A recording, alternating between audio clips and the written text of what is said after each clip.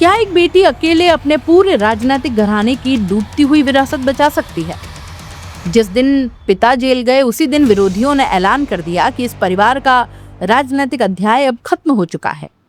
लेकिन उन्हें कहाँ पता था कि हजारों किलोमीटर दूर विदेश में पढ़ रही एक बेटी जल्द ही लौटने वाली है, और वही बेटी आने वाले सालों में राजस्थान की राजनीति का ऐसा चेहरा बनेगी जो सत्ता में रहते हुए भी अपनी सरकार से सवाल पूछेगी और विपक्ष में रहकर भी जनता की लड़ाई लड़ती दिखाई देगी। आखिर कौन है मारवाड़ की वो शेरनी जिसने संकट के दौर में अपने परिवार की साख बचाई? विदेश में कानून की पढ़ाई करने वाली इस लड़की ने शादी से ज्यादा राजनीति और जनता की सेवा को क्यों चुना?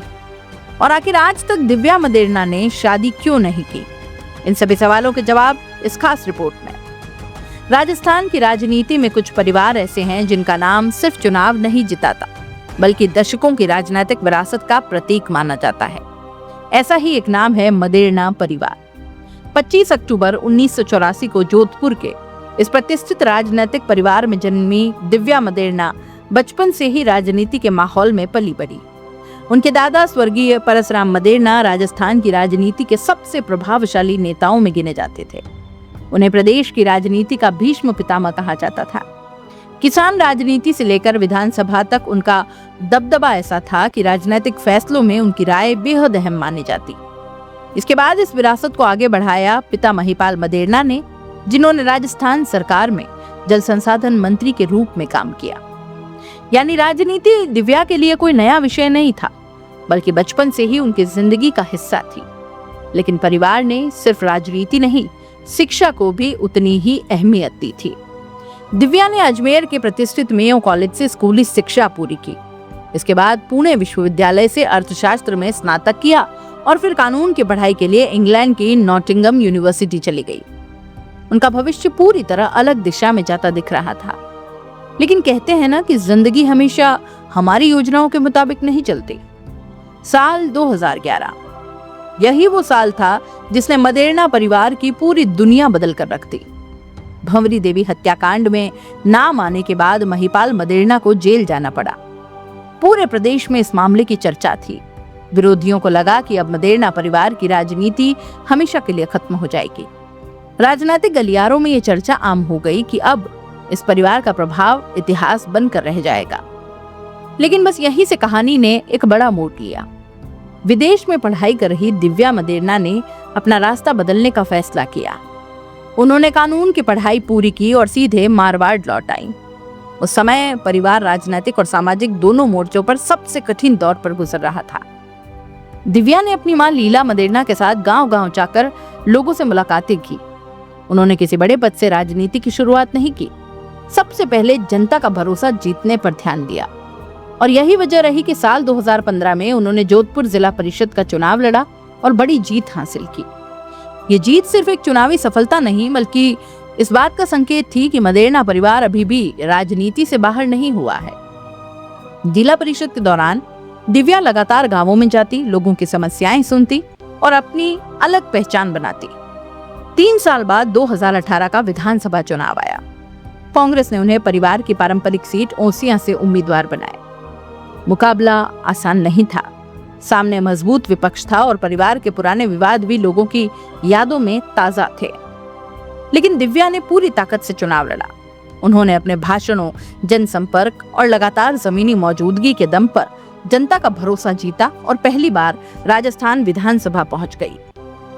विधायक बनने के बाद दिव्या मदेरणा ने खुद को सिर्फ पार्टी की नेता बनकर ही सीमित नहीं रखा।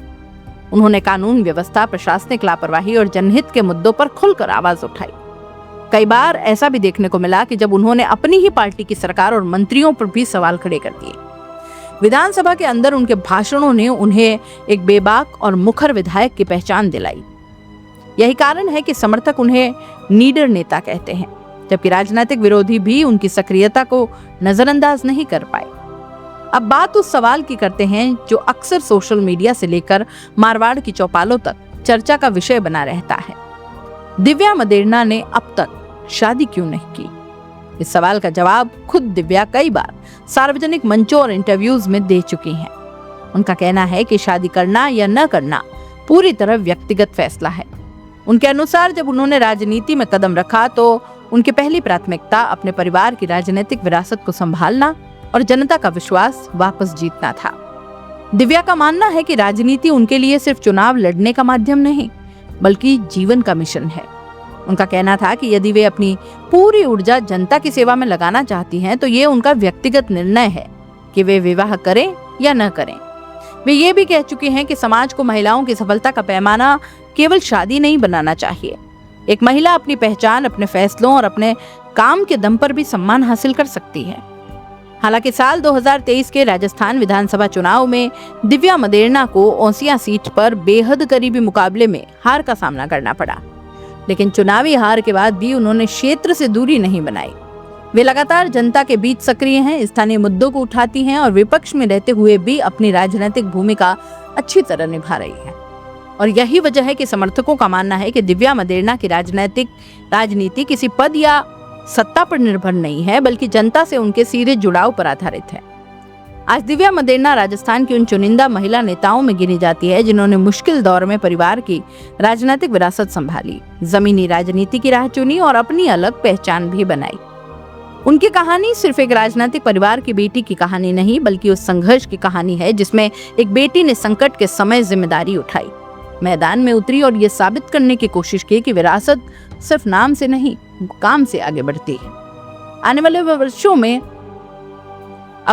वर्षों में राजस्थान की राजनीति उन्हें कौन सी नई भूमिका देती है, ये तो भविष्य तय करेगा। लेकिन इतना तय है कि दिव्या मदेरणा का नाम आज भी मारवाड़ की राजनीति में एक बेबाक लीडर और मुखर नेता के रूप में चर्चा में बना हुआ है।